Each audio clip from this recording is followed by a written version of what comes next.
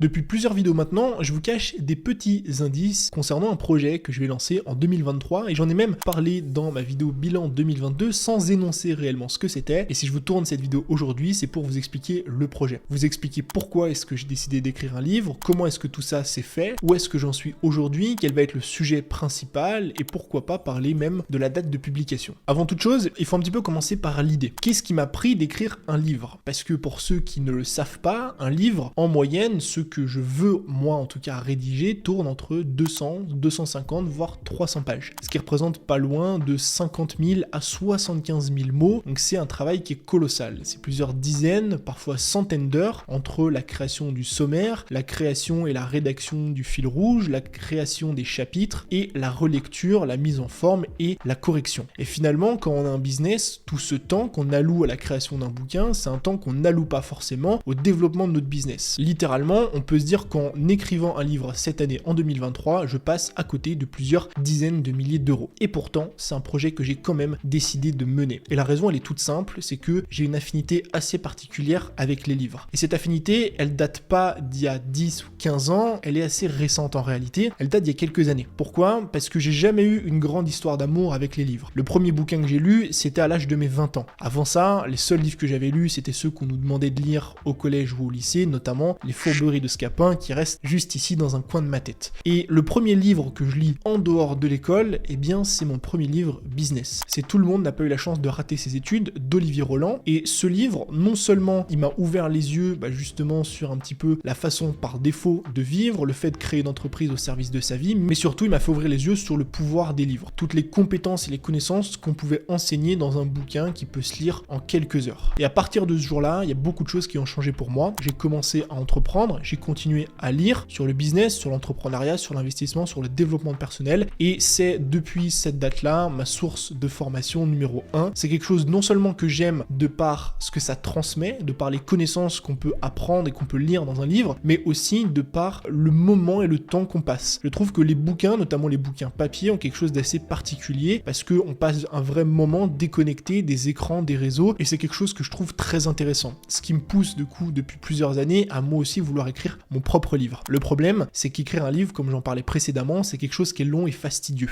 Écrire un livre, c'est plusieurs dizaines, centaines d'heures de travail, et ça demande du coup qu'on consacre un temps à ce projet-là au lieu de notre business. Donc non seulement ça demande d'avoir un business qui est bien en place pour pouvoir dégager plusieurs heures par semaine, voire même par jour, et c'est quelque chose que je ne pouvais pas forcément faire il y a 2 ans, 3 ans, 4 ans ou 5 ans en arrière, et surtout deuxièmement, eh bien écrire un livre, ça demande d'avoir un certain bagage. Ça demande pas d'être un expert avancé et d'avoir 20 ans d'expérience sur un sujet, mais ça demande d'avoir des choses à raconter. Quand vous rédigez entre 50 000 et 75 000 mots, pour que tous les contenus, tous les mots servent à quelque chose, soutiennent une histoire et apportent vraiment au lecteur, et bien finalement il faut avoir des choses à raconter. Et ces choses-là, je les avais pas il y a quelques années en arrière. Et finalement, cette année, j'ai senti que c'était la bonne année pour moi d'écrire et publier mon premier livre. À côté de ça, j'ai reçu en début d'année 2023 des demandes de maisons d'édition pour me faire justement éditer. Et à ce moment-là, je me suis dit, ok, c'est un signe. Je m'étais dit que c'était cette année que j'allais publier mon premier livre. En plus de ça, des maisons d'édition me contactent, et bien c'est le moment ou jamais. C'est pour ça qu'en janvier 2023, j'ai attaqué l'écriture de mon premier bouquin. Alors là, vous allez me dire, ok Tony, c'est super ton projet, mais finalement, de quoi il s'agit? C'est bien beau que tu nous dises que tu vas écrire un livre, mais de quel sujet tu vas parler? Est-ce que ça va être long, pas long? Est-ce que c'est de l'entrepreneuriat, du dev perso, Instagram? Est-ce que c'est des livres de conseils? En fait, quand j'ai réfléchi à l'écriture de ce bouquin, j'ai réfléchi aux livres que j'ai préféré lire. Non seulement aux bouquins que j'ai préféré lire, mais aussi aux bouquins qui m'ont le plus apporté. Et parmi les bouquins qui m'ont le plus apporté, toujours se sont retrouvés des livres qui n'étaient pas forcément des livres 100% pratiques. Quand je dis des livres 100% pratiques, c'est des livres où on ne va vous parler que d'action et des choses à mettre en place. Un livre d'exercice. Pourquoi? Parce que oui, les exercices c'est important, oui,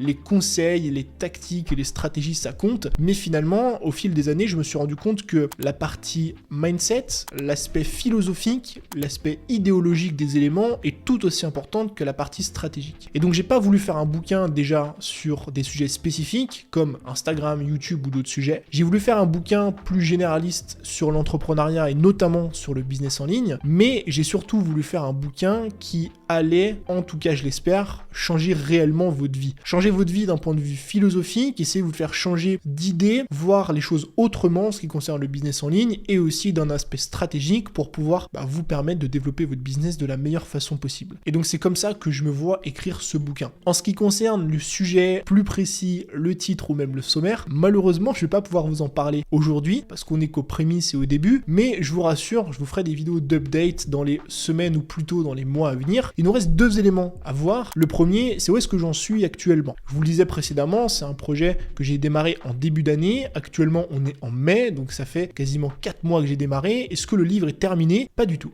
Je vous ferai une vidéo rétrospective de comment le projet s'est passé de A à Z, mais je peux vous dire que c'est beaucoup plus long que prévu. La première partie qui a pris le plus de temps, pour l'instant, c'est la création du sommaire. Et c'est logique, parce que quand on crée un livre, finalement, le sommaire, ça va être la pierre angulaire de tous les éléments que vous allez rédiger. Et avoir un bon sommaire, c'est finalement partir dans la bonne direction. Et franchement, à titre personnel, j'ai mis près d'1 mois et demi à avoir mon sommaire. Mais croyez-moi, je pense avoir trouvé le sommaire parfait. Et donc depuis, j'ai commencé à rédiger mes premiers chapitres. Actuellement, je suis au 4e chapitre. Il m'en reste plus d'une dizaine à rédiger et j'avance à un rythme qui est quand même assez soutenu. Donc le livre devrait être rapidement terminé. En tout cas pour la première partie, parce qu'une fois que j'ai terminé la première partie, il y a une phase de relecture que je vais devoir modifier, une phase de correction et des ajustements, ce qui nous donne finalement une date de sortie pour 2024. Je sais, c'est long. Je sais, je fais cette vidéo quasiment 1 an à l'avance pour vous teaser, mais en même temps, quand on veut écrire un livre, c'est normal que ça ne se fasse pas en quelques semaines, surtout le livre que j'ai envie d'écrire. J'aurais très bien pu pondre un livre qui est le condensé des vidéos YouTube que j'ai tournées, des conseils que j'ai déjà donnés sur internet,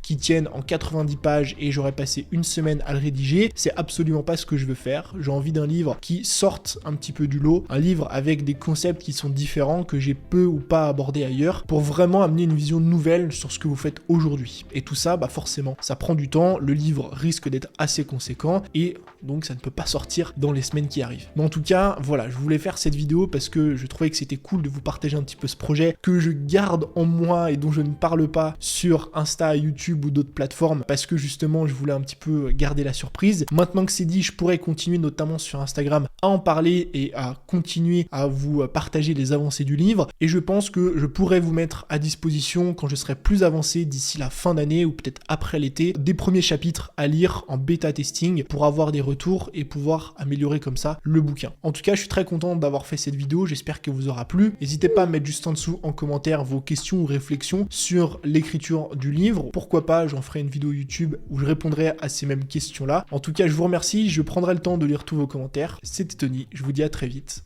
Ciao.